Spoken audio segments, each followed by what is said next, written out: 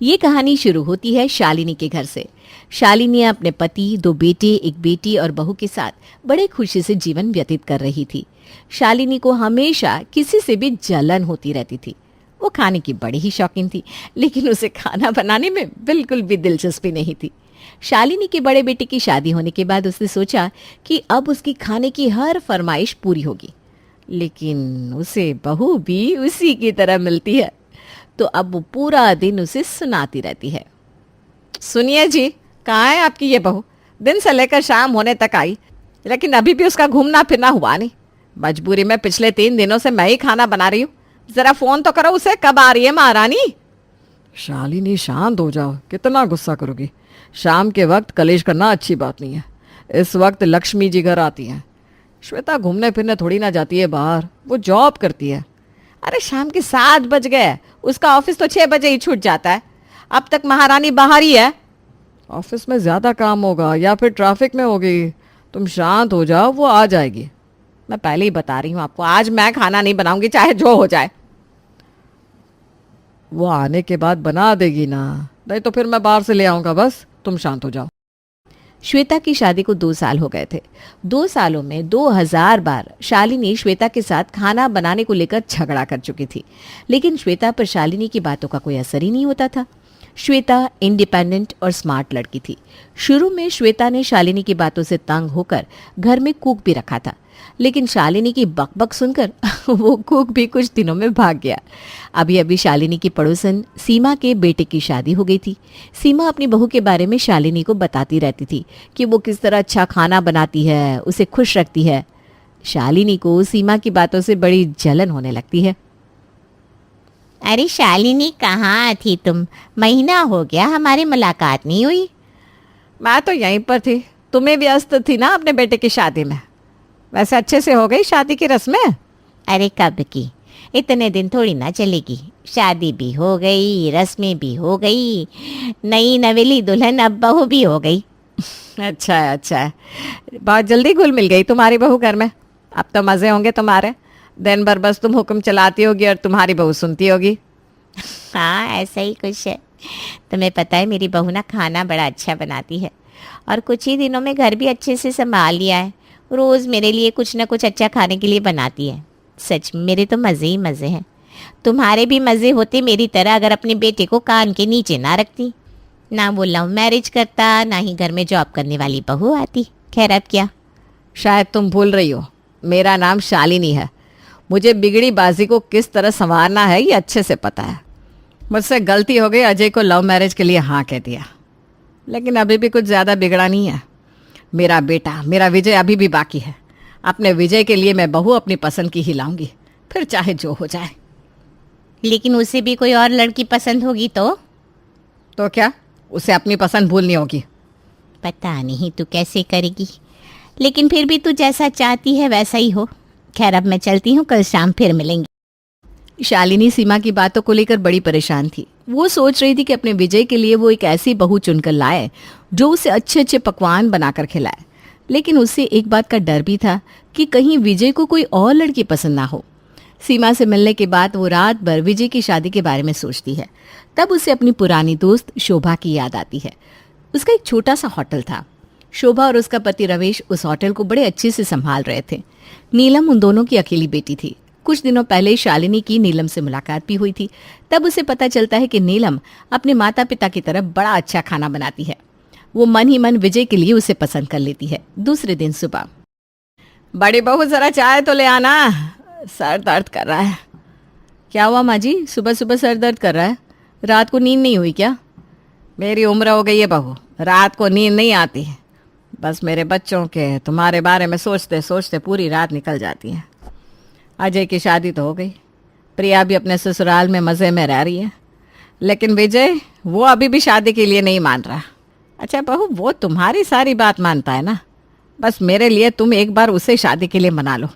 मैंने उसके लिए एक लड़की भी पसंद कर ली है, बड़ी अच्छी है, काफ़ी अच्छा खाना भी बनाती है, दिखने में भी सुंदर है। शालिनी की बात सुनकर श्वेता मन ही मन बड़ी खुश हो जाती है। विजय की शादी होगी और घर में अच्छा खाना बनाने वाली बहू आएगी तो उसे अपने सास के तानों से मुक्ति मिल जाएगी, ऐसा वो सोचती है। ठीक है माँ जी, मैं देवर जी को शादी के लिए मना लूंगी, आप चिंता मत कीजिए। विजय शहर में पढ़ता था। अब उसकी पढ़ाई पूरी हो गई थी। वो दिखने में काफ़ी हैंडसम था। विजय दिवाली के त्योहार पर घर आता है। विजय के आने के कुछ दिन बाद श्वेता उसे बताती है कि शालिनी ने उसके लिए एक अच्छी लड़की देखी है। देवर जी, इस साल शायद आपकी भी विकेट गिर जाएगी। वो कैसे भाभी, मैं कुछ समझा नहीं। मतलब शायद इस साल आपकी भी शादी हो जाएगी। नहीं नहीं भाभी, अभी नहीं, अभी मुझे शादी नहीं करनी। अभी तो पढ़ाई ख़त्म हुई है, कुछ काम धंधा तो ढूंढना होगा ना। क्या मजाक करते हो देवर जी, इतने पढ़े लिखे हो आप, कोई भी यूं काम दे देगा आपको। अरे श्वेता, तुम नहीं समझ रही हो, वो मजाक कर रहा है। तहसीलदार है हमारा विजय, उसे क्या ज़रूरत है जॉब ढूंढने की, जब जॉब खुद दस्तक दे रही है उसके दरवाजे पर। क्या आप भी अजय जी मुझे समझा रहे हो? पता है मुझे, मैं भी तो मजाक कर रही हूँ। ठीक है भाई, अब देवर भाभी का ये मजाक मजाक का खेल ख़त्म हो गया हो तो भाई विजय, फिर क्या सोचा है तुमने? किस बारे में? क्या किस बारे में? तुम्हारी भाभी कब से तुम्हें शादी के बारे में तो पूछ रही है। कब करनी है शादी? घर में तुम्हारी शादी की बात चल रही है। माँ ने तो लड़की भी ढूंढ रखी है। करोगे ना माँ की पसंद से शादी, या फिर मेरी तरह लव मैरिज करोगे? कोई है क्या तुम्हारे सपनों की रानी? क्या घर आते ही पीछे पड़ गए आप सब? माँ बाबूजी उनका समझता हूँ मैं, लेकिन भैया भाभी आप भी। अभी अभी पढ़ाई से फुर्सत मिली है, अभी अभी नौकरी ज्वाइन की है, और बीच में ये शादी की बात कहाँ से आ गई? कहाँ से मतलब? 24 साल के हो गए हो, आज नहीं तो कल तो शादी करनी होगी। एक बार तुम्हारी शादी हो गई तो माँ हमारी जिम्मेदारियों से मुक्त हो जाएगी। उनकी इच्छा है मान जाओ, या फिर तुम्हें कोई पसंद हो तो बता दो। पढ़ाई से फुर्सत मिलती तब तो देखता ना किसी लड़की की तरफ। नहीं भैया, मुझे कोई लड़की पसंद नहीं है। तो फिर हाँ कह देते हैं माँ को शादी के लिए। माना कि मुझे अभी कोई लड़की पसंद नहीं है, लेकिन मुझे भी भाभी की तरह ही इंडिपेंडेंट स्मार्ट लड़की चाहिए। और माँ की पसंद कैसी होगी? कोई सीधी सादी घर संभालने वाली। मुझे नहीं करनी ऐसी लड़की से शादी। बाहर से आते ही शालिनी विजय की बात सुन लेती है और शुरू कर देती है घर में तमाशा। क्या कहा तुमने विजय? तुम्हें अपने माँ की पसंद से शादी नहीं करनी? अरे बचपन में हर खिलौना, हर कपड़ा, हर चीज माँ की पसंद की ही होनी चाहिए, ये जिद करते थे तुम। हमारे बीच में इतनी दरार आ गई कि अब तुम्हें माँ की पसंद अच्छी नहीं लगती। मेरी किस्मत ही फूट गई। बड़े बेटे ने लव मैरिज की, बेटी ने भी। अब मुझे लगता था कि मेरा विजय ही मेरा अरमान है, वो मान जाएगा मेरी बात, वो करेगा मेरी पसंद से शादी और आएगी इस घर में मेरी पसंद की बहू। लेकिन मैं भूल गई थी कि अब विजय भी मेरा नहीं रहा। तुम्हें भी अजय जैसी मॉडर्न लड़की चाहिए ना? अरे ये बस खुद का ताम झाम जानने वाली लड़कियां होती हैं, इन्हें ना खाना बनाना आता है ना ही घर संभालना। अब तो हमारे हाथ पैरों में ताकत भी नहीं। अगर दोनों बहुएं एक जैसी होगी तो दोनों भी जॉब संभालेंगी और हमें ढूंढना होगा वृद्धाश्रम। न जाने कैसी बदकिस्मत माँ हूं मैं। दो बेटे हैं मुझे, लेकिन एक भी मेरा नहीं है। एक तो पिछले 2 सालों से पत्नी के पल्लू से बंध गया है, उसे ना माँ दिखाई देती है ना बाप। खैर अब मुझे लगता है मेरे जीने का कोई वजूद ही नहीं है। माँ क्या कह रही हो आप ये सब? बस भी करो माँ, आप ही कहती रहती ना घर में ऐसी बातें नहीं करते। अरे तो क्या करूं मैं, क्यों जिंदा रहूं अगर इस घर में मेरी कोई अहमियत नहीं है? नहीं जीना मुझे, मैं मर जाती हूँ। फिर तुम सब आराम से रहना, अपने मन का करना, ना फिर कोई टोकेगा ना कोई सलाह देगा। और हाँ विजय, तुम भी फिर अपनी पसंद की लड़की ही इस घर में लाना। शालिनी बड़बड़ाते हुए जोर जोर से रोने लगती है और अपने ड्रामे से विजय को मजबूर करके अपनी बात मनवा लेती है। इस दुनिया में मेरी जिंदगी में सबसे ज्यादा अहमियत आपकी है माँ। आप चाहती है ना आपकी पसंद की लड़की इस घर में बहू बन के आए, तो ठीक है, मैं तैयार हूँ शादी के लिए। लेकिन विजय। अब क्या लेकिन? जाओ जाकर मिठाई लेकर आओ। अब हमारे घर में ढोल ताशा बजेंगे, बड़े धूमधाम से मैं अपने विजय की बारात लाऊंगी। अरे खड़े क्या हो, जाओ जल्दी, सबका मुंह मीठा कराओ। विजय शादी के लिए हाँ तो कह देता है, लेकिन उसके चेहरे पर उदासी साफ झलक रही थी। विजय के हाँ कहने से शालिनी बड़ी खुश थी। अगले कुछ ही दिनों में विजय और नीलम की मुलाकात होती है। नीलम दिखने में सुंदर थी, लेकिन विजय ने कभी आंख भर के उसकी तरफ देखा नहीं। अगले कुछ ही दिनों में विजय और नीलम की शादी हो गई। थोड़े ही दिनों में नीलम नए घर में घुल मिल गई। शादी की सारी रस्में हो गई। नीलम जब भी विजय से बात करने की कोशिश करती तो वो कोई भी काम का बहाना बनाता। शुरू में तो नीलम को लगता था कि वो शायद हिचकिचा रहा है। क्या बात है विजय जी, मैं जब भी आपसे बात करने के बारे में सोचती हूँ आप मुझसे दूर दूर भागते रहते हो, जैसे हम एक दूसरे के लिए अजनबी हैं। शुरू में मुझे लगता था आप हिचकिचा रहे हो क्योंकि हम नए हैं एक दूसरे के लिए, लेकिन अब तो हमारी शादी को काफ़ी दिन हो गए, शादी की सारी रस्में हो गई, भगवान का आशीर्वाद भी मिल गया। अब तो हम हमारे नए जीवन की शुरुआत कर सकते हैं ना। लेकिन ना तो आप मुझसे ठीक से बात करते हैं, ना मेरे साथ कहीं घूमने चलते हैं। कोई बात है कि आपके मन में? मुझसे खुलकर बात करिए ना। देखो, मैं जानता हूँ तुम भी अपने पति से बाकी सारी औरतों की तरह प्यार, पत्नी का स्थान, इज्जत चाहती होगी।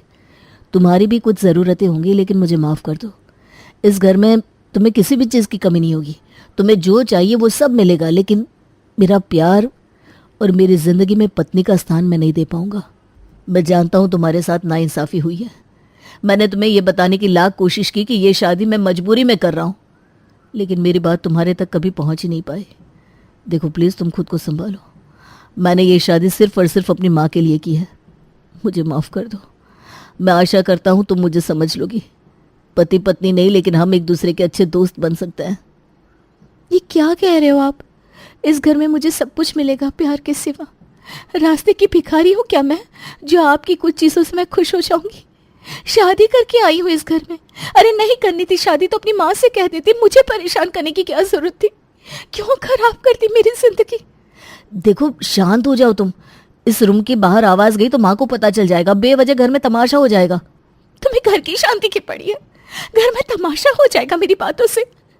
अरे तुम्हारी और तुम्हारी माँ की वजह से मेरी जिंदगी में तमाशा हो गया है, उसका क्या? देखो, मेरी बात तो सुनो। नहीं सुनना मुझे कुछ भी। जाओ तुम यहाँ से, मुझे अकेले रहना है। नीलम विजय को कमरे से बाहर भेज देती है और अपने दोनों हाथ आंखों पर रखकर जोर जोर से रोने लगती है। रोते रोते नीचे बैठ जाती है। उसे अपनी किस्मत का, विजय की माँ का, सबका गुस्सा आ रहा था, लेकिन अपनी वजह से अपने माँ पापा को परेशानी ना हो, इस वजह से वो चुप रहती है। रात में रोते रोते कब उसकी आंख लग जाती है उसे पता ही नहीं चलता। अगली सुबह उसकी आंख खुलती है। जो है जैसा है उसी के साथ अपना समझ के जीवन व्यतीत करने का निर्णय नीलम लेती है। कल रात उसने विजय से बड़े गुस्से में बात की थी, इस बात का उसे बुरा लगता है। वो विजय से माफ़ी मांग लेती है। कुछ दिनों बाद शाम के वक्त, बहू क्या बन रहा है आज किचन में? बड़ी अच्छी खुशबू आ रही है। छोले भटूरे। विजय जी ने बताया था आपको बहुत पसंद है। हाँ, लेकिन छोले भटूरे ही नहीं, मुझे सभी स्वादिष्ट व्यंजन पसंद है।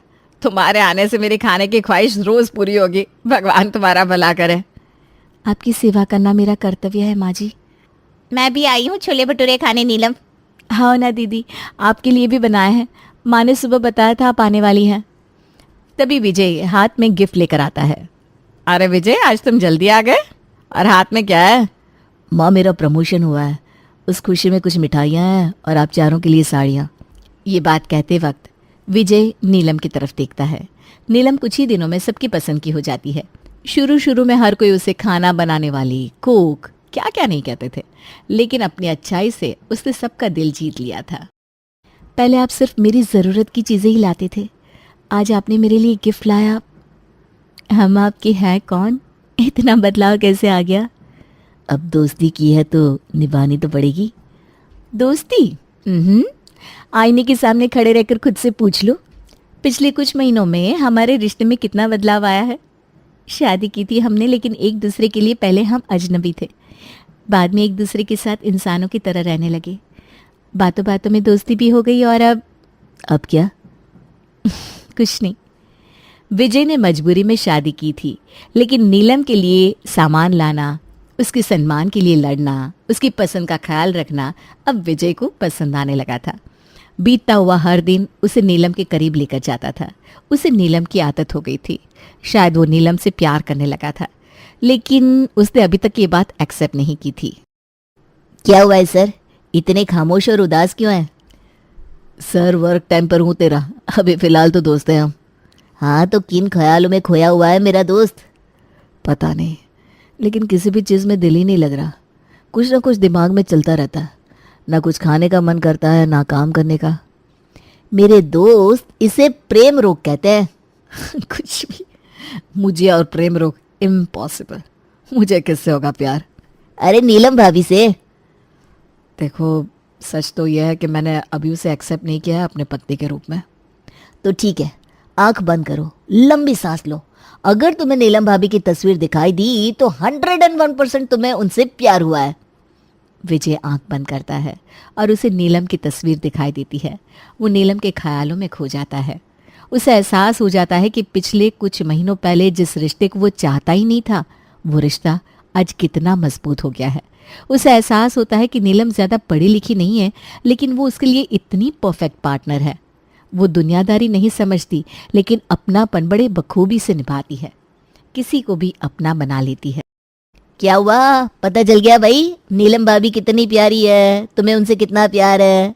तो जाओ जल्दी से अपने प्यार के बारे में बता दो, अपनी जिंदगी की नए सिरे से शुरुआत कर। और रही बात तुम्हारे इंडिपेंडेंस पार्टनर की, नीलम भाभी काफी अच्छा खाना बनाती है, तो उन्हें जो पसंद है उस चीज में उन्हें आगे लेकर जा। उनके जीवन साथी के साथ साथ उनके सपनों का भी साथी बन जा। She can be a good cook. तो बिल्कुल सही कह रहा है दोस्त। मैं नेहा के सपनों को एक ऊंचा आसमान दूंगा। मैं आज ही उसे अपने दिल की बात बताता हूँ। विजय घर जाकर नीलम को पत्नी के रूप में स्वीकार कर लेता है और उसे बताता है कि किस तरह वो अपने खाने के स्वाद को जग भर में फैला सकती है। विजय नीलम को एक नया सपना दिखाता है। विजय की मदद से नीलम एक नई शुरुआत करती है। नीलम खाना बनाने की रुचि को व्यावसायिक रूप देने के लिए खुद की होटल शुरू करती है। कई खाना बनाने के कंपटीशन में भाग लेती है। अगले कुछ ही सालों में नीलम एक बड़ी शेफ बन जाती है। काम के साथ साथ नीलम अपना घर भी अच्छे से संभालती है। अगर अपने जीवन साथी का साथ हो ना, तो जीवन का कोई भी पड़ाव हम पार कर सकते हैं। एक दूसरे में कमियां ढूंढने से बेहतर है कि एक दूसरे का साथ दे। आगरा शहर में सुरभि नाम की लड़की अपनी माँ, बड़े भाई अनिल और अपनी भाभी सविता के साथ एक बड़े बंगले में रहती थी। लेकिन उसको एक मोहित नाम के लड़के से प्यार हो गया, जो कि उसके साथ उसके कॉलेज में ही पढ़ता था और पढ़ाई के साथ साथ पार्ट टाइम जॉब भी करता था।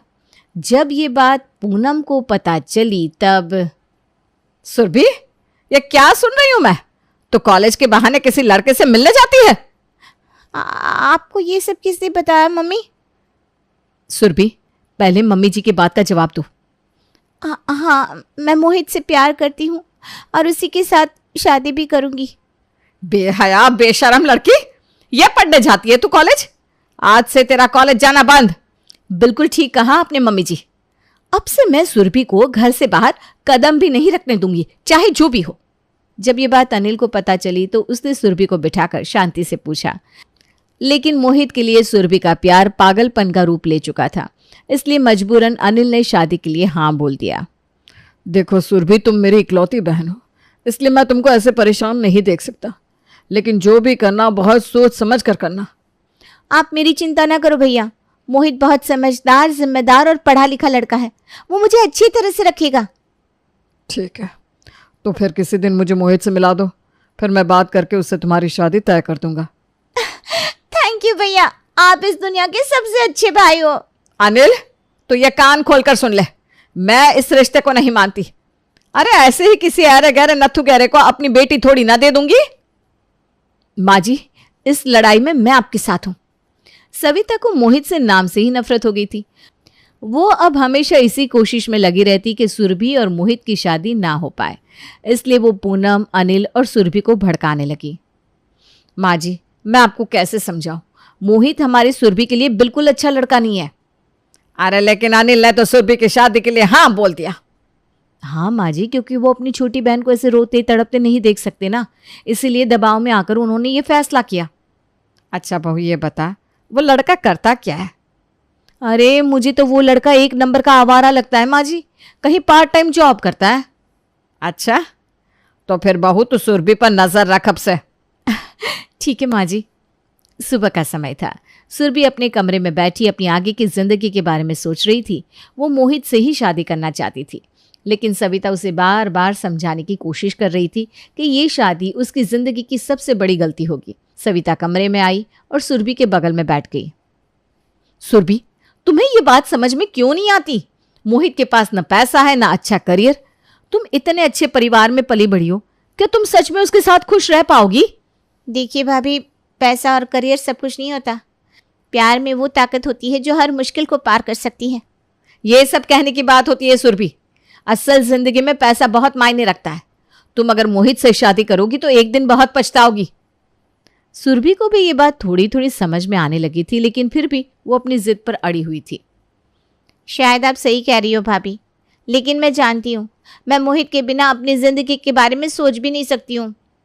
अरे मेरी भोली ननद रानी, जिंदगी में पैसा बहुत जरूरी होता है, उसके बिना जिंदगी नहीं कटती।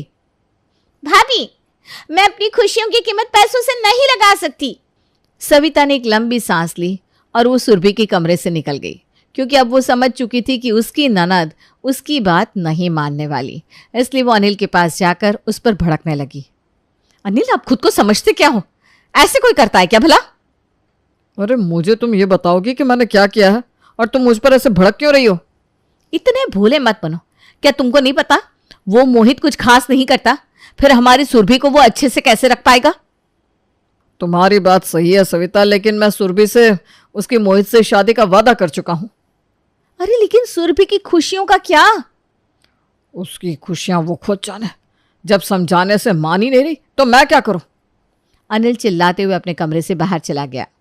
सविता के समझ में अब कुछ भी नहीं आ रहा था कि वो क्या करे। उधर सुरभि और मोहित आंगन में बैठे बातें कर रहे थे। मैं जानता हूँ सुरभि, मैं तुम्हें वो सब नहीं दे पाऊंगा जो तुम डिजर्व करती हो। कभी कभी लगता है कि मैं तुम्हें दुख दे रहा हूँ। तुम्हें क्या लगता है मोहित, मैं तुम्हारे साथ सिर्फ पैसों के लिए हूँ? मेरे लिए तुम्हारी सच्चाई और प्यार ही सब कुछ है। लेकिन तुम्हारी भाभी सही कहती है, मैं तुम्हें एक अच्छी जिंदगी नहीं दे पाऊंगा। फिलहाल तो हम साथ हैं ना, यही काफ़ी है मोहित। बाकी सब कुछ वक्त के साथ ठीक हो जाएगा। मैं सिर्फ तुम्हें चाहती हूँ मोहित। मोहित ने सुरभि का हाथ थामा। दोनों के चेहरे पर एक भरोसा था जो सारी मुश्किलों को जीतने का हौसला देता था। और अब मोहित और सुरभि की शादी तय हो गई। देख बहू, घर में बहुत सारे काम है, इसलिए तू सुरभि को मार्केट ले जा और शॉपिंग करा ला। जी माँ जी। सविता सुरभि को खरीदारी के लिए मार्केट ले गई। वहाँ महंगे ज्वेलरी स्टोर्स के सामने वे दोनों खड़ी थी। सविता ने सुरभि की तरफ देखा जो अपनी पसंदीदा अंगूठी देख रही थी। सुरभि, अगर तुमने मेरी बात मानी होती ना तो आज ये अंगूठी तुम्हारी होती। अब कहना क्या चाहती हो भाभी? मोहित तुम्हें ये अंगूठी कभी नहीं दिलवा पाएगा। भाभी, आपका दिमाग खराब है क्या? आप मुझे यहाँ शॉपिंग कराने लाई हो या जलील करने? सविता सुरभि को यूं चीखते देख डर जाती है, इसलिए वो उसे शांत करने की कोशिश करती है। अरे सुरभि, इसमें ऐसे चीखने की क्या जरूरत है? भाभी, क्या ये सारी चीजें खुश रहने की गारंटी दे सकती हैं? बिल्कुल दे सकती है। एक औरत को इसके अलावा क्या चाहिए? मैं जानती हूँ कि मोहित मुझे ये सब कुछ नहीं दे सकता, पर उसके प्यार में जो सुकून है वो इस अंगूठी से कहीं ज्यादा कीमती है। तुम्हें ये सारी बातें बाद में समझ में आएंगी, जब जिंदगी की सच्चाई से सामना होगा। तब की तब देखी जाएगी। अभी तो मैं किसी के कहने पर नहीं, अपने दिल की सुनना चाहती हूँ बस। सविता के बार बार समझाने पर भी सुरभि ने उसकी एक बात नहीं सुनी और कुछ दिनों बाद सुरभि और मोहित की शादी हो गई और वो अपने ससुराल चली जाती है। इस बात से सविता बिल्कुल भी खुश नहीं थी। मोहित, इतना छोटा रूम? हाँ सुरभि, जो है वो यही है। कोई बात नहीं मोहित, तुम खूब मन लगाकर मेहनत करो, मैं तुम्हारे साथ हूँ। आई लव यू सुरभि, सच में मुझे तुमसे अच्छी वाइफ कभी नहीं मिल सकती थी। थैंक यू मेरी लाइफ बनाने के लिए। और मुझे तुमसे अच्छा हस्बैंड नहीं मिल सकता था। मोहित और सुरभि के बीच की आपसी समझ से उनका रिश्ता बहुत अच्छे से आगे बढ़ रहा था, लेकिन कभी कभी उनके बीच मीठी सी बहस भी हो जाती थी जो कि उनके रिश्ते को और मजबूत कर रही थी। क्या है मोहित, तुम मेरी बात क्यों नहीं मानते हो? अरे तुम्हारी गलत बात मैं नहीं मान सकता, ये समझ लो तुम। मैं तुम्हें तुम्हारी सेहत का ख्याल रखने के लिए बोल रही हूँ ना, इसमें गलत क्या बोला मैंने? ओके सॉरी बाबा, अब से मैं अपनी सेहत का ख्याल रखूंगा। बस चलो, अब मैं ऑफिस जा रहा हूँ, बाय बाय। ठीक है, बाय, आराम से जाना। सुरभि भगवान को धन्यवाद देती है कि उसको इतना अच्छा पति मिला, लेकिन उधर उसकी भाभी और भैया की आए दिन किसी न किसी बात पर बहस होती रहती थी। तुम अपने आप को समझती क्या हो? मैंने बोला ना मेरे काम में दखल ना दिया करो। अनिल, जरूरी नहीं है कि जो आप करो वही सही हो। क्या मतलब है तुम्हारा? मेरी प्यारी ननद की जिंदगी उस मोहित से शादी करवाकर बर्बाद करती। कल फोन पर पता है कितनी रो रही थी। तो रोने दो उसे, उसको भी मैंने समझाया था लेकिन वो नहीं मानी। अब भुगतने दो उसे। सच में आपको ना किसी बात का कभी कोई फर्क नहीं पड़ता। हाँ, नहीं पड़ता। किचन में सविता और उसकी सास खाना बना रही थी। तभी सास ने देखा कि हाल में घर का माहौल बहुत खराब होता जा रहा है, खासकर सविता और उसके पति के बीच। सविता, ये क्या होता रहता है? मैं देख रही हूँ घर में हर रोज लड़ाई होती है। तुम दोनों की लड़ाइयाँ बाहर तक सुनाई देने लगी हैं। माँ जी वो मेरी बात कभी नहीं समझते, हमेशा अपनी ही मनमानी करते हैं। देख बहू, पति पत्नी के बीच छोटी छोटी बातें होती रहती हैं, लेकिन इन्हें इतना बड़ा नहीं करना चाहिए कि रिश्ते पर असर पड़े। जो भी हो, तुम्हें उसे समझने की कोशिश करनी चाहिए। लड़ाई से कुछ नहीं सुलझता। ठीक है माँ जी, मैं आज उनसे बात करके देखती हूँ। सविता कुछ नहीं बोली, लेकिन उसके मन में अब भी ननद और मोहित की शादी को लेकर जलन थी, इसलिए उसने फिर से ननद को फोन किया। उसका इरादा सुरभि को मोहित के खिलाफ भड़काने का था। हेलो, कैसी हो ननद रानी? अब तो अपनी भाभी की याद भी नहीं आती क्या? ऐसी बात नहीं है भाभी, बस काम में थोड़ा व्यस्त हो जाती हूँ। क्यों? अभी से इतना काम करना पड़ रहा है क्या तुम्हें? हाँ भाभी, मोहित की माँ की तबीयत ठीक नहीं है ना, इसलिए काम थोड़ा बढ़ जाता है। मैंने तो पहले ही कहा था नंदोई तुम्हारे लिए सही नहीं है। तुमने अपनी जिंदगी में बहुत बड़ी गलती की है। उसने तुम्हें आया बना के रख दिया है। देखो भाभी, मैंने अपने दिल से फैसला लेकर मोहित को चुना है। मैं मोहित को नहीं छोड़ सकती, चाहे कुछ भी हो। तुम्हारी ये जिद तुम्हें एक दिन पछताने पर मजबूर करेगी। अगर ऐसा है तो ठीक है, पर मैं अपनी गलतियों से सीखना चाहती हूँ, ना कि किसी और के कहने से। सुरभि के तीखे बोल सुनकर सविता फोन रख देती है। उसका मन अभी भी ननद को गलत साबित करने के लिए सोच रहा था। उसी समय अनिल को भी सुरभि की चिंता होने लगी और वो अपने ऑफिस से उसको फोन लगाता है। हेलो सुरभि, क्या बात है? सब ठीक है ना? हाँ हाँ भैया, मैं मोहित के साथ बहुत खुश हूँ, लेकिन आज आपको अचानक मेरी याद कैसे आ गई? क्यों, अपने बहन के हालचाल नहीं ले सकता क्या मैं? अरे भैया, मैं तो मजाक कर रही थी। और बताइए, अब आप और भाभी लड़ते तो नहीं हो ना? नहीं नहीं सुरभि। अच्छा सुनो, मैं तुम्हें बाद में कॉल करता हूँ। ओके भैया, बाय। सुरभि से बात करके अनिल का गुस्सा सविता के लिए और बढ़ गया, क्योंकि उसे पता चल चुका था कि सविता अब भी सुरभि के पति को पसंद नहीं करती, इसलिए वो झूठ का सहारा ले रही है। घर पहुंचकर अनिल सविता से बहुत गंदी तरह लड़ने लगता है। तू अपने आप को समझती क्या है? क्या हुआ? अनिल, ये क्या तरीका है बहू से बात करने का? माँ, ये औरत इसी के लायक है। सुबह इसने मुझे दोबारा मोहित के खिलाफ भड़काने की कोशिश की। तो मैंने गलत क्या कहा? मुझे मेरी ननद की चिंता है, इसलिए उसके भले का सोचती हूँ। तू उसका नहीं, अपना भला सोच। मैंने आज सुरभि को फोन किया था और मुझे तब पता चला कि तूने मुझसे झूठ बोला। ये सुनते ही सविता चुप हो गई और रोने लगी। सविता को रोते देख अनिल और भड़क गया और हमेशा की तरह दूसरे कमरे में सोने चला गया, जिस पर पूनम को गुस्सा आया और वो बोली, ये सही है तुम दोनों का, लड़ाई करो और अलग अलग कमरे में सो जाओ। अरे जब साथ नहीं रहोगे तो तुम्हारी आपस की दूरियां तो बढ़ेंगी। अरे बात नहीं सुलझेंगी ऐसे। रहने दो मम्मी जी, मुझे ऐसे आदमी के साथ नहीं सोना जो औरत के साथ इज्जत से बात तक करना ना जानता हो। अब सविता भी अलग कमरे में जाकर सो गई। उधर मोहित अपने ऑफिस में काम कर रहा था, लेकिन उसका मन बेचैन था। वो सोच रहा था, तभी उसका फोन बजा। सुरभि का फोन था। पता है मोहित, शादी के बाद आज पहली बार भैया ने फ़ोन करके मेरे हालचाल लिए। मैं आज बहुत खुश हूँ। अच्छी बात है। क्या हुआ मोहित? मैं ये सोच रहा था सुरभि कि मैं क्या कभी भी तुम्हें वो खुशियाँ दे पाऊंगा जो तुम्हें मिलनी चाहिए। अरे तुम परेशान ना हो, मुझे पता है, लेकिन याद रखना मैं तुम्हारे साथ हूँ। हमें कोई भी मुश्किल तोड़ नहीं सकती। तुम्हारे बिना मैं कुछ नहीं हूँ। जब भी सोचता हूँ कि तुम्हें कुछ नहीं दे पा रहा हूँ, मन में अजीब सा डर आ जाता है। तुमने मुझे अपना दिल दे दिया है और वो सबसे कीमती है। बाकी सब हम मिलकर हासिल कर लेंगे। सुरभि की बात सुनकर मोहित ने फोन रखते ही राहत महसूस की।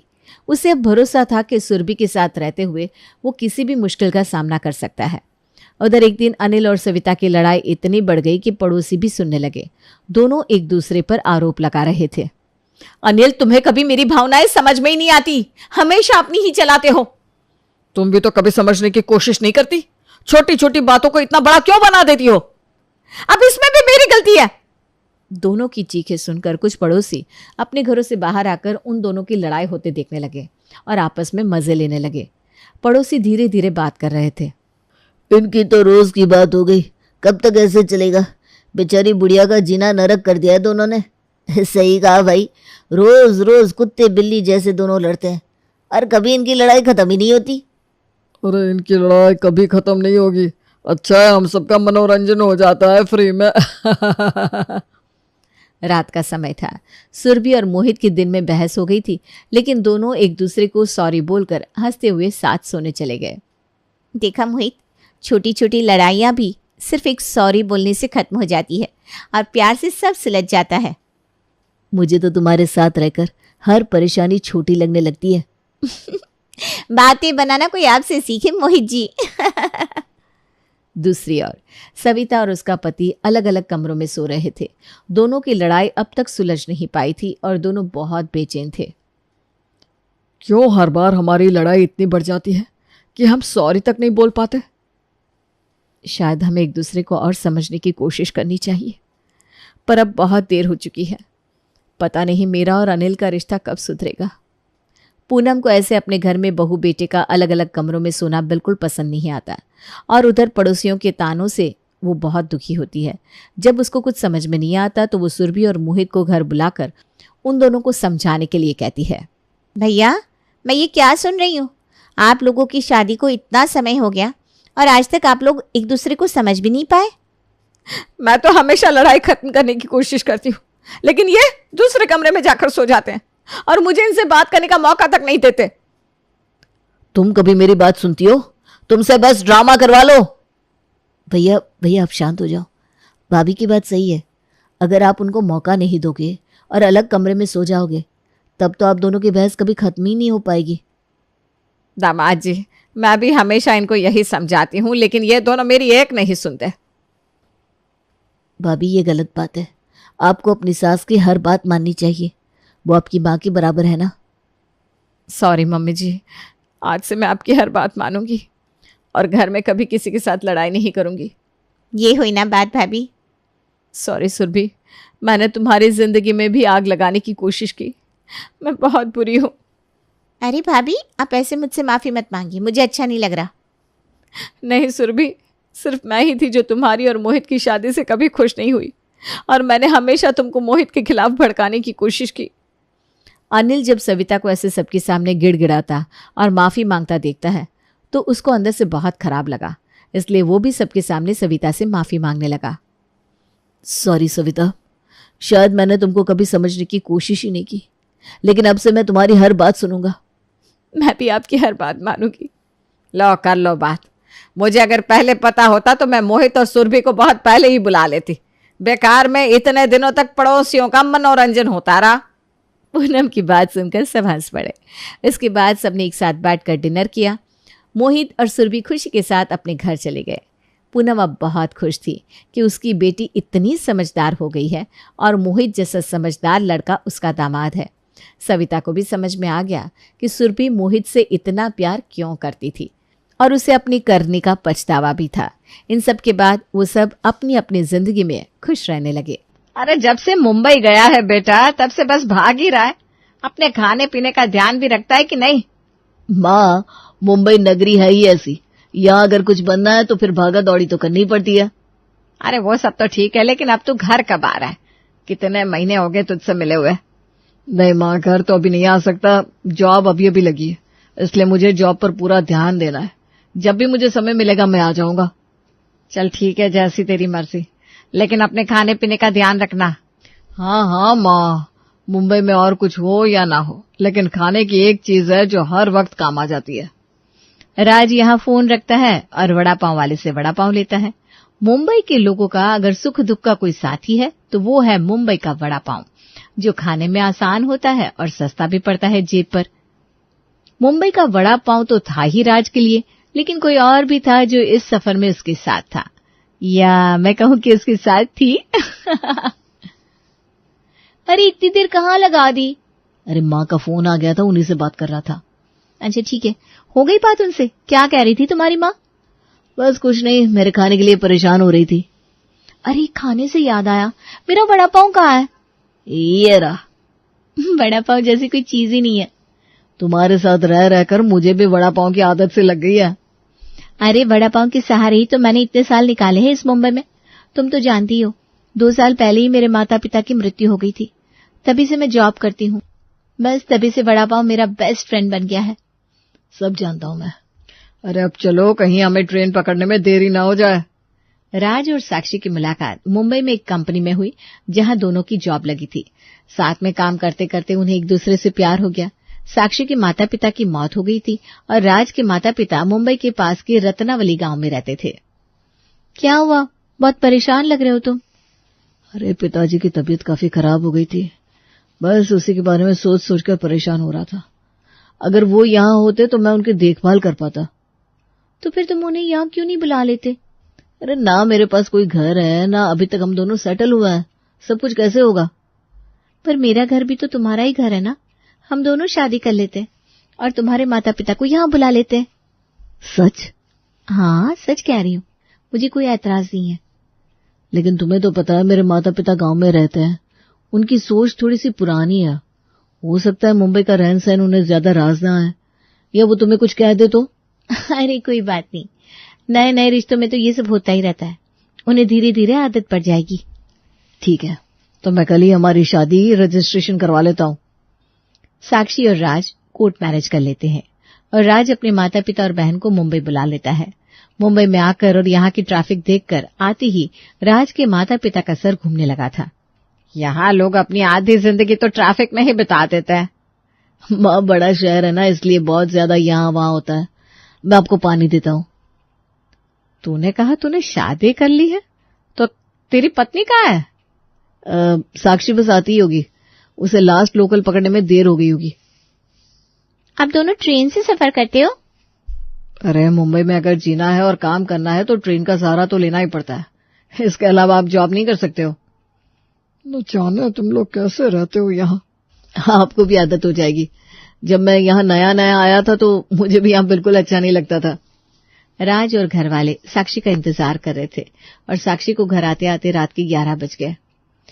सॉरी मुझे आने में काफी वक्त लग गया, वो क्या है ना, ट्रेन को आने में ही देरी हो गई थी। कोई बात नहीं माँ, ये है साक्षी मेरी पत्नी। प्रणाम माँ जी। खुश रहो। राज बेटा, अभी तो हमें काफी भूख लगी है, बहू तुम जल्दी से कुछ बना दो। मुझे लगा ही था कि आपको भूख लगी होगी, इसलिए मैं सबके लिए वड़ा पाव लेकर आई थी। वड़ा पाव? हम रात के खाने में वड़ा पाव खाने वाले हैं? हाँ, अब रात को 11 बजे कौन खाना बनाएगा? आज आप सब ये खा लीजिए, कल साक्षी आप सबके लिए अच्छा सा नाश्ता बना देगी। ठीक है भाई, लाओ जल्दी करो, वड़ा पाव ही खा लेते हैं, बहुत भूख लगी है।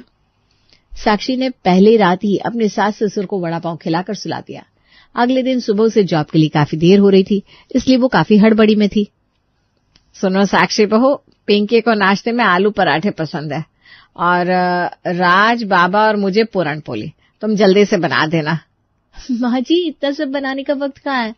आप एक काम कीजिए, राज के वड़ा पाव पड़े हैं, आप खा लीजिए। अरे नहीं, हमें ये वड़ा पाव खाना पसंद नहीं है। हाँ तो ये रहा रसोई का सामान, मुझे ना बहुत देर हो रही है, आप बना दीजिएगा प्लीज।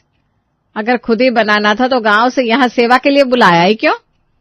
माँ, मुंबई में अगर काम पर पहुंचना हो तो 2 घंटे पहले घर से निकलना पड़ता है, इतना सब बनाने का वक्त नहीं मिलता है।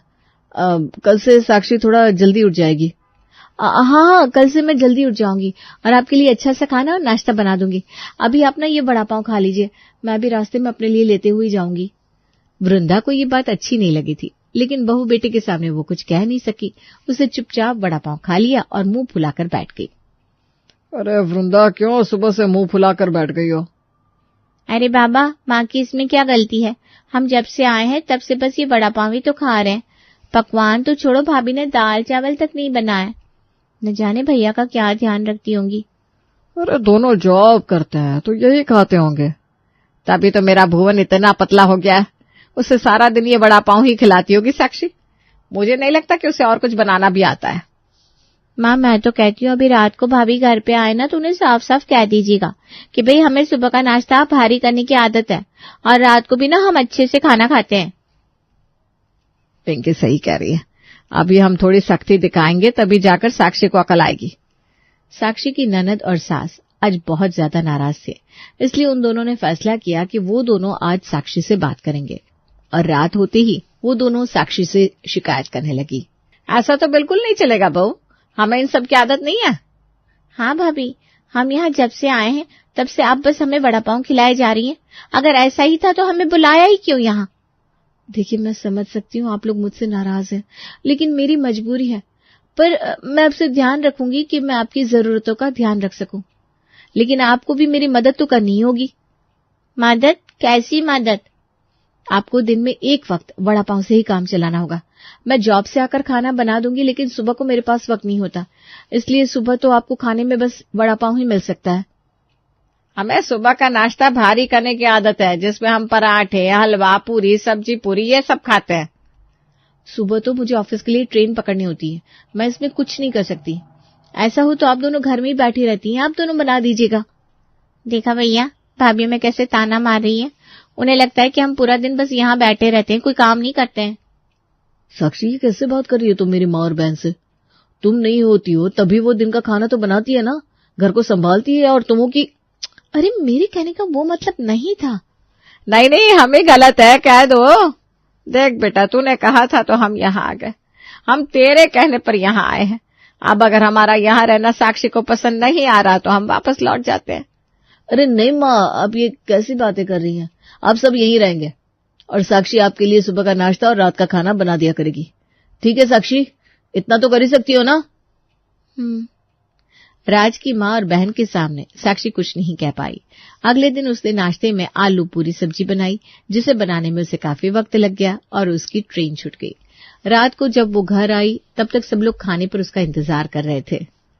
अरे जरा कुछ तो वक्त का ख्याल करो, कितना वक्त हो रहा है, हम सब कब से तुम्हारा इंतजार कर रहे हैं। जी मैं अभी खाना बना देती हूँ। मेरे लिए पालक पनीर। राज के पापा और मेरे लिए दाल चावल ही बना दो। इतना सब बनाना है? कुछ सिंपल सा कह दीजिए ना, मैं भी थक गई हूँ। तुमसे तो बस मुंबई का वड़ा पाव बनवा लो, बस वही बना सकती हो या मंगवा सकती हो, है ना साक्षी? मैंने ऐसा कब कहा? साक्षी बना दो ना पालक पनीर और दाल चावल, क्यों माँ के साथ बहस कर रही हो? अरे मैं कहाँ बहस कर रही हूँ, तुम्हें तो बस इनका ही पक्ष लेना होता है। अरे छोड़ बेटा, मैं खुद ही खाना बना देती हूँ, दिन को भी तो हम बनाते ही है ना। नहीं नहीं माँ, साक्षी बना देगी खाना। साक्षी जाओ। साक्षी और उसकी सास के बीच में आजकल खाने को लेकर अक्सर बहस होती रहती थी। सुबह का नाश्ता बनाने में साक्षी को रोज देरी हो जाती थी, इसलिए अब उसने सुबह को रोज ही वड़ा पाव मंगवाना शुरू कर दिया। ये क्या, कल भी वड़ा पाव, आज भी? हाँ, क्योंकि सुबह के नाश्ते की वजह से मुझे रोज ऑफिस जाने में देरी हो जाती है, इसलिए मैं इसके अलावा कुछ नहीं बना सकती हूँ। यह तो वही कहावत हुई कि लौट कर बुद्धू घर को आए। साक्षी फिर से वड़ा पाव? हाँ तो इसमें बुराई क्या है? तुम और मैं सालों से यही खाते आए, अब क्यों तुम्हें इतनी मिर्च लग रही है मुंबई के वड़ा पाव से? हाँ लेकिन इन्हें ये पसंद नहीं है, तुम क्यों नहीं समझ रही हो? समझ तुम नहीं रहे हो राज, इस वड़ा पाव के चलते मैंने कई सारे दिन गुजारे हैं और सुबह का नाश्ता बनाने में मैं अपनी ट्रेन रोज रोज मिस नहीं कर सकती हूँ। छोड़ दे बेटा, इससे कुछ भी कहने का कोई मतलब ही नहीं है, इससे आलस लग गई है, बस वड़ा पाव मंगवा लिया और काम खत्म। मैं खुद ही कुछ न कुछ बना दूंगी बेटा। नहीं माँ, अगर ये नहीं बना सकती है तो मैं आपके लिए खाना बनाने वाली रख दूंगा, वो आपके लिए स्वादिष्ट नाश्ता बना दिया करेगी। देखा भाभी, हमारे भैया हमसे कितना प्यार करते हैं। हाँ बेटा, तू रख दे नाश्ता बनाने वाली, जिसे वड़ा पाव खाना होगा वो खुद ही खा लेगा। रोज रोज के वड़ा पाव की बहस के बाद राज ने सुबह के नाश्ते के लिए एक खाना बनाने वाली रख ली। वाह वाह, क्या खुशबू है, कितने दिनों बाद आज मसाला भाखरी और कचौरी का चेहरा देखने को मिला है। तबीयत भी बाग बाग हो गई इसे देखकर, वरना रोज रोज वड़ा पाव का चेहरा देखना पड़ता था। वाह, क्या चाय बनाई है इसने। अरे पीजिए पीजिए, हमारे बेटे ने आज नाश्ता बनाने वाली रखी है, जो हमें रोज स्वादिष्ट और अलग अलग प्रकार का खाना बनाकर खिलाएगी। भाभी, आपको भी इच्छा तो बहुत हो रही होगी ये सब खाने की, आप थोड़ा सा ले सकती है। नहीं, मुझे देर हो रही है, मैंने अपने लिए वड़ा पाव मंगवा लिया है। अब क्या करे, सबकी अपनी किस्मत है। राज के खाना बनाने वाली रखने के बाद भी साक्षी तो सुबह अपने साथ वड़ा पाव ही ले जाती थी और राज के घर वाले यहाँ कभी पराठे कभी समोसे बनवाते और खाने का भरपूर स्वाद लेते। अरे राज बेटा, तूने तो सच में ये खाना बनाने वाली रखकर बड़ा ही अच्छा काम किया है। हाँ भैया, कल तो क्या उसने मजेदार पास्ता बनाया था, खाकर ही मजा आ गया। हाँ, रोज रोज ये मुंबई का वड़ा पाव खाकर हम तो परेशान ही हो गए थे। अरे भैया, आज 1 तारीख है, मेरा पगार दे दो। हाँ, कितना हुआ तुम्हारा पगार? अभी दे देता हूँ। मेरा हुआ 1 महीने का 40,000। क्या 40,000? इतने पैसे क्यों? तुम तो सिर्फ हमारे लिए नाश्ता बनाती हो। अरे आपको पता नहीं है मुंबई में खाना बनाने वाले का कितना रेट चलता है। कभी समोसे, कभी पराठे, कभी मसाला चाय। इसमें इतना पैसा तो लगेगा ना। अरे लेकिन ये तो बहुत ही ज्यादा है। तो ये आपको पहले सोचना चाहिए था। मेरे को मेरी पगार चाहिए, मतलब चाहिए। 40,000 तो हमारे घर का पूरा खर्चा ही हो जाएगा। अरे जब इतनी तंगी थी तो मुंबई का वड़ा पाव खा लेने का। सस्ता, सुंदर, टिकाऊ, पैसे की बचत भी हो जाती है और पेट भी भर जाता। अरे ठीक है, मैं तुम्हें देता हूँ पैसा। बस तुम कल से मत आना, हम अपना नाश्ता खुद ही बना लेंगे। ये लो 40,000। खाना बनाने वाले को 40,000 देने के बाद राज के महीने के खर्चे के लिए कुछ भी नहीं बचा था। उसे इस हालत में देखकर उसके घर वाले भी खुद को गिल्टी महसूस कर रहे थे। हमने बिना सोचे समझे इतना खर्चा करवा दिया भैया का। अब पता चला कि साक्षी क्यों वड़ा पाव से इतना प्रभावित थी, क्योंकि मुंबई का वड़ा पाव उन लोगों के लिए वरदान है जो यहाँ अपनी जगह बनाना चाहते हैं। आज से हम कोई फालतू खर्चा नहीं करेंगे और पैसे बचाएंगे। सही कहा माँ। 40,000 की फटकार लगने के बाद राज के घर वालों को साक्षी की भी अहमियत समझ में आ रही थी। इसलिए आज जब वो घर आई तब वड़ा पाव पार्टी के लिए सब उसका इंतजार कर रहे थे। मैं भी खाना बना देती हूँ, क्या खाएंगे आप सब? कढ़ी चावल बना दूं क्या? नहीं, आज तो हम सब वड़ा पाव पार्टी करेंगे। क्या वड़ा पाव पार्टी? लेकिन आप सबको तो वड़ा पाव पसंद नहीं है ना। आज हमें हमारी गलती का एहसास हो रहा है कि क्यों आपने अपने माता पिता के जाने के बाद खाना बनाने वाली न रखकर वड़ा पाव को अपना साथी बनाया। साक्षी बहू, हमें माफ कर दे बेटा। तुमने हमें अपना समझकर यहाँ बुलाया, अपने घर में रहने दिया, और हम है कि तुम्हें अपना समझ ही नहीं पाए। तुम नौकरी भी करती रही और हमारी नाराजगी भी सहती रही। और सबसे बड़ा नासमझ तो मैं हूँ, जो मुंबई में रहकर ना तुम्हें समझ पाया और ना ही मुंबई के वड़ा पाव की कीमत को, जो इस शहर में लाखों लोगों के लिए उनकी भूख का साथी है। आप सब ऐसी बातें करके मुझे रुला रहे हैं। मेरे मन में आपके लिए कोई नाराजगी नहीं है, सच्ची। तो इसी बात पे वड़ा पाव पार्टी करते हैं। ये वड़ा पाव और गर्मा गर्म चाय। अरे ऐसे नहीं। तो कैसे? चाय को चीयर्स तो करो।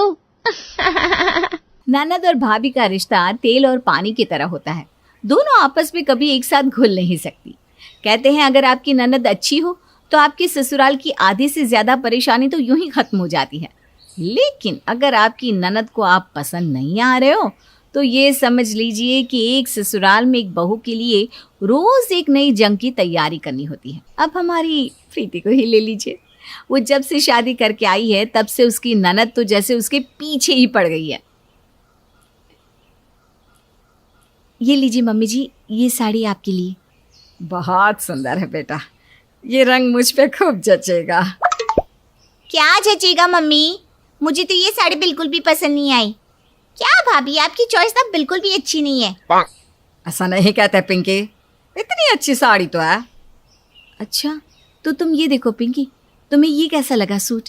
ये मैं तुम्हारे लिए लाई हूँ, इसके साथ मैचिंग झुमके भी है। ये कैसा ही रंग का सूट है? अब जानबूझकर ये गंदा सा रंग लाई है ना मेरे लिए, जिससे मैं इसे पहनूं तो अच्छी ना दिखूं। देखा मम्मी, ये आने से ही कैसा बर्ताव कर रही है मेरे साथ।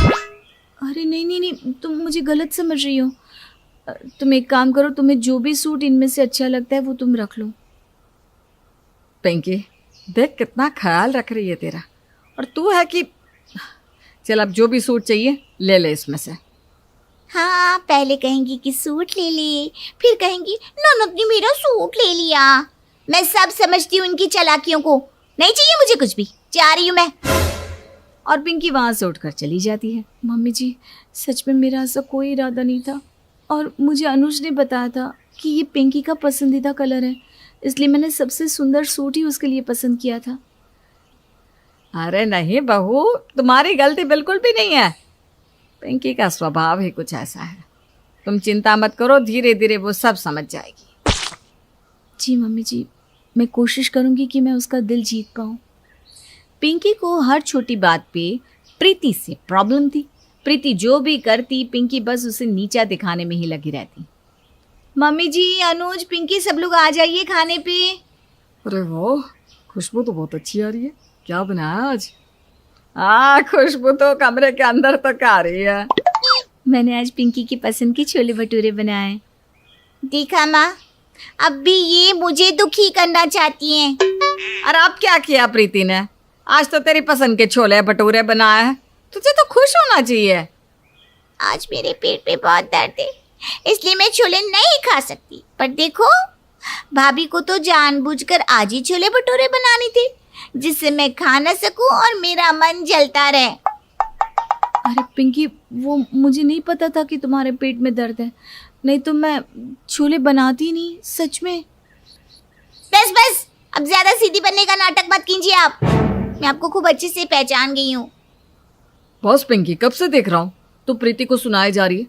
वो तेरा इतना ख्याल रखती है, फिर भी तुझे हर बात पे प्रीति से प्रॉब्लम होती है। मैं कुछ नहीं कहता, इसका मतलब ये नहीं कि तू इसे कुछ भी कहेगी। देखा माँ, आज तक भैया ने मुझे कभी नहीं डांटा, और आज भाभी क्या आती मुझ पर चिल्लाने लगी। ये है भाभी जो मेरे खिलाफ भड़काती रहती है, तभी तो। प्रीति ने मुझसे आज तक तेरे बारे में कुछ नहीं कहा। पिंकी, तेरी हरकतें ही ऐसी हैं। पिंकी, अब सच में ना बहुत ज्यादा हो रहा है। प्रीति तेरे साथ इतना अच्छा चलती है, फिर भी तू हर बार उसी को गलत साबित करती रहती है। हाँ, मैं ही गलत हूँ, भाभी ही सही है। चली जाती हूँ मैं यहाँ से, यही चाहती हूँ ना। पिंकी देखो, गुस्सा मत हो, मैं तुमसे सॉरी कहती हूँ, ठीक है? आ जाओ, बैठ जाओ, यहाँ बैठो प्लीज, कुछ खा लो। नहीं, ये सब करने की ना कोई जरूरत नहीं है। सबकी डांट से पेट भर गया मेरा। प्रीति को इस बात से काफी बुरा लगा कि उसकी वजह से पिंकी को डांट पड़ी और सबका मूड भी खराब हो गया। प्रीति सब कुछ ठीक करना चाहती थी, पर वो जो भी करती पिंकी को कुछ भी पसंद नहीं आता था। अनुज, मैं सोच रही थी कि हम कहीं बाहर चलते हैं। हाँ, पिक्चर देखने चलते हैं, बहुत वक्त हो गया नहीं गया ना। हाँ चलो, मज़ा आएगा। चलो पिंकी, तुम भी हमारे साथ चलो, तुम्हारा भी मूड अच्छा हो जाएगा। हाँ हाँ चल, तू भी तैयार हो जा, हम तीनों साथ में चलते हैं। नहीं, मुझे नहीं जाना, आप दोनों जाओ। अरे जा ना, तुझे भी तो पिक्चर देखना कितना पसंद है ना। जा, भैया और भाभी के साथ देख कर आ पिक्चर।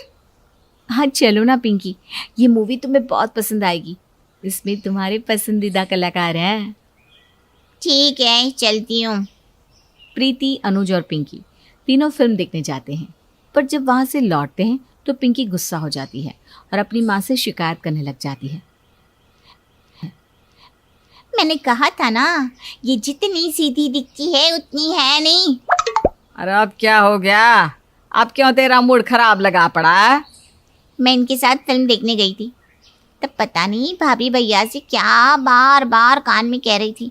दोनों आपस में कुछ बात किए जा रहे थे। अरे उन दोनों की नई नई शादी हुई है, कुछ कर रहे होंगे बातें, इसमें इतना बड़ा मसला बनाने की क्या जरूरत है पिंकी? मैं आपको कह रही हूँ, आपकी बहू सही नहीं है, ये भैया को आपसे छीन लेगी। माँ, आपने देखा है ना कैसे भैया भाभी के इशारों पर नाचते हैं? ऐसा कुछ भी नहीं है पिंकी, पता नहीं क्यों तुझे प्रीति से इतनी दिक्कत है। वो अच्छी लड़की है और अच्छी बहू भी है, क्यों उसे गलत साबित करती रहती है? क्योंकि मैं आजकल की लड़कियों को जानती हूँ माँ, वो जैसी दिखती है ना वैसी होती नहीं है। अरे माँ, तुम बहुत सीधी हो, इसलिए भाभी को पहचान नहीं पा रही। तुझे तो पहले दिन से ही प्रीति पसंद नहीं, इसलिए जब देखो उसके पीछे पड़ी रहती है। मेरी बात याद रखना, एक दिन तू ही कहेगी कि मेरी भाभी से अच्छी कोई नहीं। ऐसा दिन कभी नहीं आएगा माँ, क्योंकि मैं जानती हूँ प्रीति भाभी कैसी हैं। पिंकी को प्रीति पर थोड़ा सा भी विश्वास नहीं था। अब ये जलन कह लीजिए या कुछ और, पिंकी ने कभी भी प्रीति की किसी भी बात को सही नहीं माना। उसे हमेशा लगता था कि प्रीति कोई ना कोई चाल चल रही है। धीरे धीरे प्रीति ने भी पिंकी की बातों का बुरा लगाना छोड़ दिया था। कुछ वक्त के बाद पिंकी के लिए एक बहुत अच्छा रिश्ता आया और उसकी शादी भी तय हो गई। पिंकी, ये देखो, ये लहंगा तुम पहनोगी तो बहुत अच्छा लगेगा, इसके साथ ये मैचिंग ज्वेलरी भी है। हाँ, अब तो आप खुशी होंगी ना भाभी, अब तो मैं इस घर से जा रही हूँ। आपको परेशान करने वाला, आपको ताने मारने वाला अब कोई नहीं होगा यहाँ। अरे पिंकी, तुम ऐसा क्यों कह रही हो? तुम्हारे जाने के बाद मैं तुम्हें बहुत मिस करूँगी, सच में। हमारे बीच जो ये खट्टी मीठी नोक झोंक होती है ना, उसे भी मैं बहुत याद करूँगी। हाँ, बस ये तो ऊपर से दिखाने के लिए है, बाकी पूरा सच मैं भी जानती हूँ। आप तो मेरी शादी के दिन का ही इंतज़ार कर रही होंगी कि कब मैं इस घर से जाऊं और कब आपका इस घर पर हुक्म चले। तेरी खुद की शादी होने वाली है अब, फिर भी तुझे रिश्तों का मतलब अब तक नहीं समझ आया पिंकी। अब तो मुझे लगता है कि तुझे शादी के बाद ही रिश्तों की कदर होगी। आपने तो कभी अपनी बेटी की साइड ली ही कहाँ है माँ? बस जब देखो बहू की साइड लेती रहती है। मैं जहाँ सच होता है उसी की साइड लेती हूँ। बस तू मेरी बेटी है इसलिए समझा रही हूँ। प्रीति ने हमेशा तेरा अच्छा चाहा है, तू हमेशा से उसे गलत साबित करने पर तुली रहती है। हाँ हाँ, मैं ही तो विलन हूँ ना इस घर की। अब सब लोग खुश हो जाइए, मैं जा रही हूँ अपने ससुराल। अब तो आप तीनों सुकून से रहना यहाँ। अरे कब आएगा वो दिन, पता नहीं क्यों इसकी शादी का दिन इतनी देरी से क्यों रखवाया माँ। जल्दी मुहूर्त निकलवाना चाहिए था ना। भैया इसका पति भी सोचेगा जितने दिन मुझसे दूर रहे उतना अच्छा है। अरे चुप करना, मत छेड़ इसे। अब तो कुछ ही दिनों के लिए है यहाँ पर। हाँ फिर भी इसकी जबान कड़वी की कड़वी ही है। आपको तो रुकी, अभी बताती हूँ मैं। हंसते खेलते पिंकी की शादी का दिन भी नजदीक आ गया और अब उसकी विदाई होने जा रही है। प्रीति की शादी के बाद से ही पिंकी, जो उसकी छोटी ननद है, वो उसे हमेशा एक गलत बहू साबित करने पे तुली रहती थी। हालांकि प्रीति की सास बहुत अच्छी है, उसे पता है कि उसकी बेटी ही प्रीति के पीछे पड़ी रहती है। अब पिंकी की शादी हो गई है और उसकी विदाई होने जा रही है। पिंकी, मैं जानती हूँ मैं कभी भी तुम्हें ज़्यादा पसंद नहीं आई, लेकिन फिर भी मैं कहूँगी कि अगर तुम्हें कभी भी किसी चीज़ की ज़रूरत हो तो मैं हमेशा तुम्हारे लिए तैयार हूँ। तुम्हें कभी भी लगे कि तुम्हें किसी की मदद की ज़रूरत है तो मुझे बेझिझक कह सकती हो। मुझे नहीं लगता मुझे कभी आपकी मदद की जरूरत पड़ेगी। देख बेटा, अब तेरी शादी होने वाली है। मैं जानती हूँ तू सब कुछ अच्छे से संभाल लेगी, लेकिन तू ये मत भूलना तेरे मायके वाले हमेशा तेरे साथ है, ठीक है? ठीक है माँ। और पिंकी की शादी बड़े धूमधाम से होती है। उसका पति भी काफ़ी अच्छा था, लेकिन उसकी सास बहुत ही तेज़ थी और स्ट्रिक्ट भी थी। क्योंकि पिंकी को अभी घर संभालने का इतना अनुभव नहीं था, इसलिए उसकी सास उसे काफ़ी ताने मारती थी। जो पिंकी सबको अपने इशारों पर नचाती थी, अब वो अपनी सास से बहुत डरती थी। एक दिन जब पिंकी अपनी माँ से फ़ोन पर बात कर रही है। अरे क्या हुआ, तू इतनी परेशान क्यों लग रही है? फिर तेरे सास ने कुछ कहा क्या? अरे माँ, मेरी सास तो इतनी सख्त है कि क्या ही बताऊँ तुम्हें। उन्हें तो हर काम एकदम सही से परफेक्ट करना पसंद है, और तुम तो मुझे जानती हो, मैंने आज तक कभी ये सब किया ही नहीं, इसलिए वो मुझसे ज़्यादा खुश नहीं है। उखड़ी उखड़ी रहती है मुझसे। तो पिंकी, तुझे काम ठीक से करना चाहिए ना। फिर मैंने कहा था कि प्रीति से सब कुछ सीख ले, पर तू कहाँ मानने वाली है मेरी बात को। पर माँ, अब तो एक नई मुसीबत आ गई है, उससे कैसे निपटूं समझ में नहीं आ रहा। अरे क्या हुआ ऐसा? मेरी सास ने आज शाम को अपनी सहेलियों को बुला लिया है खाने पे, और कहा है कि वो उनकी खास सहेलियाँ हैं, तो उनके लिए कुछ स्पेशली बनाऊँ मैं। अगर मेरी सास की सहेलियों को खाना पसंद नहीं आया तो मेरी सास तो मुझसे और भी ज़्यादा गुस्सा हो जाएंगी। समझ में नहीं आ रहा क्या करूँ।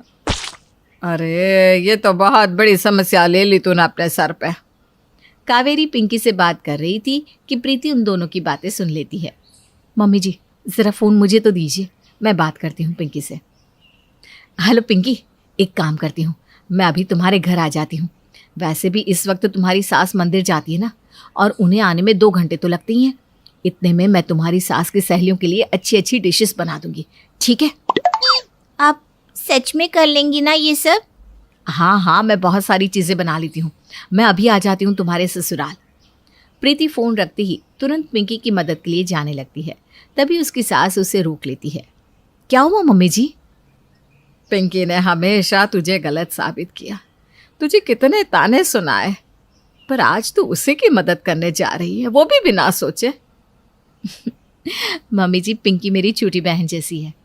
हाँ, हमारे बीच खट्टी मीठी नोक-झोंक होती रहती है, पर इसका मतलब ये नहीं कि वो मुसीबत में हो और मैं उसकी मदद भी ना करूं। तू सच में बहुत अच्छी है प्रीति बहू, और देखना पिंकी को भी ये एहसास जल्द ही हो जाएगा। अच्छा, मैं चलती हूँ मम्मी जी, इससे पहले कि पिंकी की सास आ जाए। मुझे सारी तैयारियां भी तो करनी है। प्रीति पिंकी की मदद करने उसके ससुराल पहुंच जाती है। पिंकी ये देखकर काफ़ी खुश होती है। ये लो, मैंने छोले भटूरे, ब्रेड रोल्स और चाट भी बना दी है। तुम बस ये सब उनको परोस देना, ठीक है? अब मैं चलती हूँ, कहीं तुम्हारी सास ना आ जाए। भाभी, आज के लिए थैंक यू। अरे थैंक यू की कोई ज़रूरत नहीं है पिंकी। मैंने कहा था ना तुम्हें, किसी भी चीज़ की ज़रूरत हो तो मुझे बेझिझक कह सकती हो। मैं हमेशा तुम्हारी मदद करने के लिए तैयार हूँ, ठीक है? अब चलूँ मैं? पिंकी ने पहली बार प्रीति को थैंक यू कहा था, और जब उसने वो नाश्ता अपनी सास और उनकी सहेलियों के सामने रखा तो उसकी सहेलियों को नाश्ता बहुत पसंद आया। ये देखकर पिंकी की सास भी बहुत ज़्यादा खुश हो गई। आज मेरी सहेलियों को तुम्हारे हाथ का खाना बहुत पसंद आया है, बहुत तारीफ कर रही थी तुम्हारी। आप भी खुश है ना मम्मी जी मुझसे? हाँ, आज पहली बार लगा कि तुमने कुछ अच्छा काम किया है। देखो, मैं चाहती हूँ कि आगे भी ऐसे ही अच्छे से काम करती रहो। जी जी मम्मी जी, मैं पूरी कोशिश करूंगी कि मैं आपको कभी नाराज ना करूं। अच्छा, मैं सोच रही थी, उस दिन तुम कह रही थी ना कि तुम्हें तुम्हारे मायके जाना है, तो हो आओ कुछ दिनों के लिए। सच mummy ji? Thank you mummy ji. और मैं ये कह रही थी कि अगर तुम मायके जा ही रही हो तो वहाँ से मेरी बहन की बेटी की शादी की शॉपिंग भी कराना, ठीक है? शॉपिंग? हाँ, क्यों तुम्हें याद नहीं? अगले महीने मेरी बहन की बेटी की शादी है, तो उनके लिए भी तोहफे ले आना, और अपने लिए भी अच्छे कपड़े, और मेरे लिए भी शॉपिंग कराना। मैंने देखा है तुमने अपनी शादी में जो कपड़े पहने थे और तोहफे लाए थे, वो काफ़ी अच्छे थे। वो तो प्रीति भाभी ने सब किया था। आज इतने दिनों बाद मेरी सास मुझसे खुश है। अगर ना कह दूंगी तो फिर से मुझसे नाराज हो जाएंगी। हाँ बोल देती हूँ। क्या हुआ, इतना क्या सोच रही हो? नहीं लाना उनके लिए तोहफे तो ठीक है, मैं अकेले ही चली जाऊंगी। अरे नहीं मम्मी जी, वो मेरी भी तो मौसी सास है। मैं सब कुछ ले आऊंगी, अच्छे से पैक भी करके ले आऊंगी। ठीक है, चलो जाने की तैयारी कर लो, शाम को आकाश तुम्हें छोड़ आएगा। जी। पिंकी ने अपनी सास को हाँ तो बोल दिया, लेकिन उसने अपनी शादी में जो भी कपड़े पहने थे वो सब प्रीति ने उसके लिए लाए थे। शाम को आकाश उसे मायके छोड़ आता है। क्या हुआ बेटा? जब से आई है तब से देख रही हूँ, इतनी परेशान लग रही है। कोई बात है क्या? अरे माँ, मेरी सास ने मुझ पर भरोसा करके मुझे अपनी बहन की बेटी की शादी की तैयारियों का काम सौंपा है। उन्हें लगता है कि मेरी शादी में मैंने जो कुछ भी लाया था, जो भी कपड़े पहने थे, वो सब मैंने किया था। तो तूने अपनी सास को बताया नहीं कि वो सब तेरी भाभी ने किया था तेरी शादी में? नहीं माँ, मैंने सोचा कि पहली बार तो वो मुझसे खुश हुई हैं। अगर मैंने कह दिया कि मुझे नहीं आता तो मुझसे और नाराज़ हो जाएंगी। तो ठीक है, कोई बात नहीं, प्रीति है ना, हम उससे मदद ले लेंगे, वो मना नहीं करेगी। नहीं माँ, पहले भी उन्होंने मेरी बहुत मदद की है। फिर से मदद मांगूंगी तो मेरी ही बेइज्जती हो जाएगी। बेइज्जती? बेइज्जती कैसे इसमें? मैंने आज तक भाभी को कितना कुछ कहा है, हमेशा से उनको गलत बहू, गलत भाभी साबित किया है, और शादी के बाद अब मैं उनसे रोज रोज मदद मांगने लगी हूँ। अब तो वो मुझे ताना मारेंगी ही पक्का। तेरी यही गलती है पिंकी, पता है तुझे? तूने हमेशा प्रीति को गलत समझा और अब भी समझ रही है। तुझे क्या लगता है कि तू अब प्रीति से मदद मांगेगी तो वो तुझे ताने कसेगी, तुझे नीचा दिखाएगी? ना, बिल्कुल भी नहीं। उल्टा वो तो तेरी मदद करके हमेशा ही खुश होती है। तू ही है जो कभी प्यार से बात नहीं करती। तुझे यकीन ना हो तो खुद बात करके देख ले। रुक, मैं अभी प्रीति को बुलाती हूँ। अरे माँ रुको, तो क्या कर रही हो? प्रीति, प्रीति यहाँ आना जरा। हाँ मम्मी जी, कहिए, आपको कुछ चाहिए था? अरे नहीं, मुझे नहीं, पिंकी को कुछ बात करनी है तुमसे। हाँ हाँ पिंकी, बोलो ना, कुछ चाहिए था तुम्हें? वो भाभी, आपकी थोड़ी सी मदद चाहिए थी। अरे हाँ हाँ बोलो ना, क्या मदद चाहिए, मैं तैयार हूँ। बोलो क्या काम करना है, मैं अभी कर देती हूँ। आई एम सॉरी भाभी, मैंने आपको बहुत गलत समझा। प्लीज मुझे माफ कर दीजिए। मैंने आपको क्या क्या नहीं कहा, आपको हमेशा गलत साबित किया, पर आपने कभी मुझे अकेला नहीं छोड़ा। हमेशा मेरी मदद की, कभी ताना नहीं मारा। और आज आपकी वजह से मेरी सास मुझसे इतनी खुश है। अरे पिंकी, पिंकी रो मत।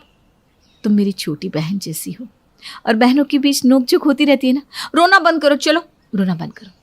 अब बताओ क्या मदद चाहिए। और प्रीति की मदद से पिंकी अपनी मौसी सास के लिए इतने अच्छे तोहफे और कपड़े लेती है कि जिसे देखकर उसकी सास फूली नहीं समाती। उसके बाद से पिंकी ने प्रीति को अपनी भाभी से सहेली बना लिया था। अब उन दोनों की इतनी पटती थी कि जितनी सगी बहनों की भी ना पटती हो। सही कहा है किसी ने, जब ननद खुद बहू बनती है तब उसे अपनी भाभी की कदर समझ आती है।